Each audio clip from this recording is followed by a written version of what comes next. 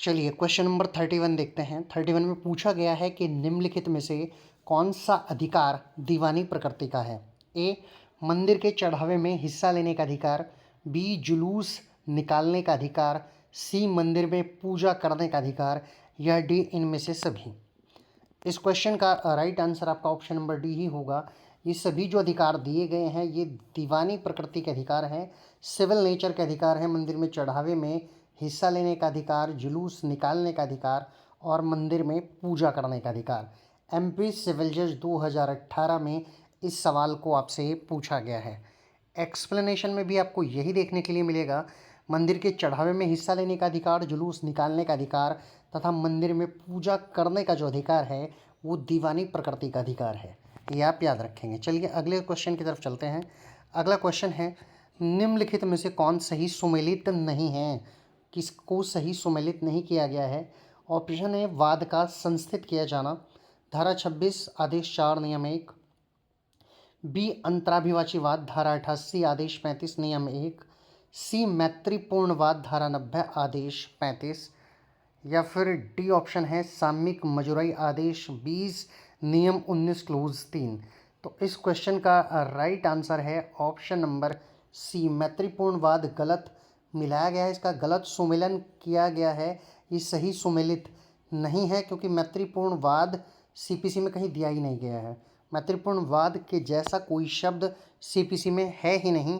चलिए देख लेते हैं कहाँ सवाल को पूछा गया है। यूपी सिविल जज 2018 में पूछा गया है और एक्सप्लेनेशन में भी वही बात की गई है कि मैत्रीपूर्णवाद का उल्लेख सीपीसी 1908 में कहीं पर भी नहीं दिया गया है, यानी मैत्रीपूर्णवाद किसी भी तरह का होता ही नहीं है, तो ये गलत सुमेलित किया गया था। आगे चलते हैं। अगला सवाल, सिविल प्रक्रिया संहिता 1908 निम्नलिखित में कौन सी धारा अधिकारिता को परिभाषित करती है। धारा 2 क्लोज 9, धारा 9, धारा 15 या फिर परिभाषित नहीं है। तो अधिकारिता परिभाषित ही नहीं है सीपीसी में। ऑप्शन नंबर डी इस क्वेश्चन का राइट आंसर हो जाएगा। चलिए देख लेते हैं कहाँ पे पूछा गया है। इस सवाल को यूपी सिविल जज 2018 में आपसे पूछा गया है। अगले सवाल पर चलते हैं। निम्नलिखित लोक अधिकारी नहीं है कौन। हर न्यायाधीश, अखिल भारतीय सेवा का हर सदस्य, हर अधिकारी जो सरकार से वेतन प्राप्त करता है, या मिलिट्री का राजपत्रित अधिकारी यानी गजेटेड ऑफिसर किंतु सरकारी सेवा में नहीं है। तो इस क्वेश्चन का right answer option number D ही होगा। ये लोक अधिकारी नहीं है। Option number D right answer है। यूपी सिविल जज 2018 में सवाल को पूछा गया है। एक्सप्लेनेशन देखते हैं। मिलिट्री का राजपत्रित अधिकारी जो सरकारी सेवा में नहीं है, सिविल प्रक्रिया संहिता की धारा 2 क्लोज 17 के अंतर्गत एक लोक अधिकारी नहीं है, आप याद रखेंगे। आगे चलते हैं। अगला क्वेश्चन, निष्पादन विक्रय के आगमों का डिक्री धारकों के बीच आनुपातिक वितरण करने का प्रावधान है। ऑप्शन ए धारा 60, बी धारा 73, सी धारा 74 या डी धारा 80। निष्पादन विक्रय के आगमों की डिक्री धारकों के बीच आनुपातिक वितरण करने का प्रावधान पूछा है।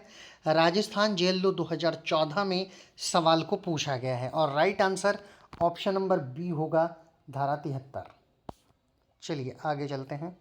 इसका एक्सप्लेनेशन देखते हैं। सिविल प्रक्रिया संहिता की धारा 73 में निष्पादन विक्रय के आगमों का डिक्री धारकों के बीच आनुपातिक वितरण करने का प्रावधान है। अगला सवाल, किसी संपत्ति की कुर्की के बाद उसका प्राइवेट अन्य संक्रमण होता है। ऑप्शन है विधिमान्य, बी अनियमित, सी शून्य या फिर डी शून्य करणीय। तो इस क्वेश्चन का right answer option number C है, शून्य। किसी संपत्ति की कुर्की के बाद उसका प्राइवेट अन्य संक्रमण होता है शून्य। सवाल को पूछा गया छत्तीसगढ़ सिविल जज 2014 में। एक्सप्लेनेशन देखते हैं। सिविल प्रक्रिया संहिता की धारा 64 कुर्की पश्चात संपत्ति के प्राइवेट संक्रमण अंतरण को शून्य घोषित करती है। धारा के अनुसार जहां डिक्री के निष्पादन में संपत्ति की कुर्की की जा चुकी है वहां संपत्ति का प्राइवेट अंतरण या परिदान या उसमें के किसी हित का परिदान तथा निर्णीत ऋणी को किसी ऋण लाभांश का अन्य धन का भुगतान जो ऐसी कुर्की के प्रतिकूल हो शून्य होगा। धारा कुर्की से पूर्व अंतरण या परिदान के लिए की गई पंजीकृत संविदा के अनुसरण में किए गए अंतरण या परिदान को प्रभावित नहीं करती है, प्रभावित नहीं करेगी। ये इसका एक्सप्लेनेशन आपका हो जाता है। अगले सवाल की तरफ चलते हैं।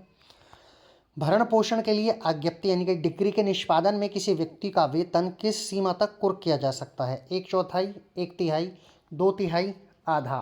झारखंड सिविल जज 2008 और 2018 में 2 बार सवाल को पूछा गया है और इसका राइट आंसर है 2/3 यानी कि 2/3। ऑप्शन नंबर सी दिया गया है। 2/3 किसी का भी भरण पोषण की आज्ञप्ति के निष्पादन में जो वेतन है उसको कुर्क किया जा सकता है।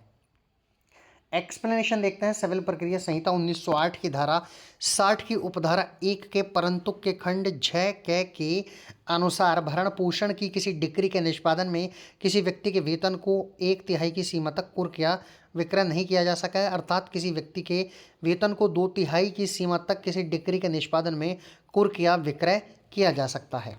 आगे चलते हैं।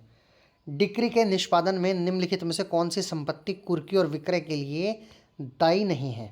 ऑप्शन ए धन, ऑप्शन बी शेयर, सी भूमि या डी निजी गहने जिसे कोई स्त्री अलग नहीं कर सकती। तो right answer option number D ही होगा, निजी गहने जिसे कोई स्त्री अलग नहीं कर सकती। एमपी सिविल जज 2007 1993 2 बार सवाल को पूछा गया है। इसका एक्सप्लेनेशन देखते हैं। सिविल प्रक्रिया संहिता 1908 की धारा 60 की उपधारा 1 के अनुसार धन, शेयर एवं भूमि किसी डिक्री के निष्पादन में कुर्की एवं विक्रय के लिए दायी है, जबकि इसके परंतुक के खंड क के अनुसार निजी आभूषण गहने जिन्हें कोई स्त्री धार्मिक प्रथा के अनुसार अपने से अलग नहीं कर सकती किसी डिक्री के निष्पादन में कुर्क एवं विक्रय नहीं किए जा सकते हैं। तो ये आप याद रखेंगे। अगले सवाल की तरफ चलते हैं। सिविल प्रक्रिया संहिता 1908 के अनुसार निम्न में से किसको कुर्क नहीं किया जा सकता और नहीं बेचा जा सकता है? किसकी कुर्की नहीं हो सकती और बेचा भी नहीं जा सकता? लेखा पुस्तकें, किसी निगम में शेयर, जमीन और भवन, बैंक में सावधि निक्षेप। एपीओ आरपीएफ 2010 रेलवे के सरकारी वकील वाले पेपर में इस सवाल को आपसे पूछा गया है। तो किसको कुर्क नहीं किया जा सकता, किसको बेचा नहीं जा सकता? वो है लेखा पुस्तकें। आप याद रखेंगे। एक्सप्लेनेशन देखते हैं। सिविल प्रक्रिया संहिता 1908 की धारा 60 की उपधारा 1 के अनुसार किसी निगम में शेयर, जमीन और भवन तथा किसी बैंक के सावधि निक्षेप कुर्की या बेचा जा सकता है, जबकि इसके परंतुक के खंड घ के अनुसार लेखा बहियों को न तो कुर्क किया जा सकता और न ही बेचा जा सकता है। आगे चलते हैं। व्यवहार प्रक्रिया संहिता 1908 के अधीन निम्नलिखित संपत्तियों में से किसको डिक्री के निष्पादन में कुर्क नहीं किया जा सकता? वही सवाल जैसे पहले, लेखा बहियाँ, बैंक नोट, भूमि या चेक।